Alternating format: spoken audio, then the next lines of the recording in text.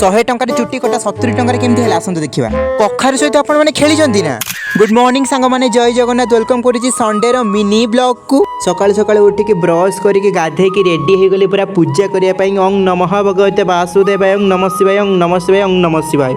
जानिछ ना सांग मैंने आगु लोक मैंने 10 टंकार हेयर कट करते किंतु एबे 100-200 टंका है किंतु मु जोटी छर हुए 70 टंका नियंती से एका छर बड़ बड़ सैलून रे एसी हवा टिके देदेवे से 100 टंका 200 टंका एमती सब छर हुंती। तापर मु हेयर कट करके घर को पलि आसी गाधी बाधी पूरा रेडी हो गली। मो हेयर कट आपको केमती लगे टे जनइबे कमेंट रे। सेपटे मूसा नहीं पेटर दौड़े से खावाई पलि जाइली पखाड़ माछ भजा खाई पेट को पूरा शांति करदेली। सकाल बिछना जमा झड़ाई न तो बिछना टे छाड़ी देकी सीमा आसे सीमा कौन कहते शुणु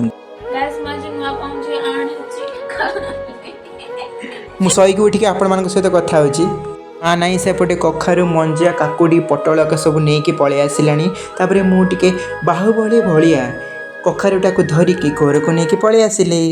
जदि मो भिडियोटी भल लगी लाइक शेयर कमेंट मो यूट्यूब चैनल को सब्सक्राइब करदे। रही जय जगन्नाथ।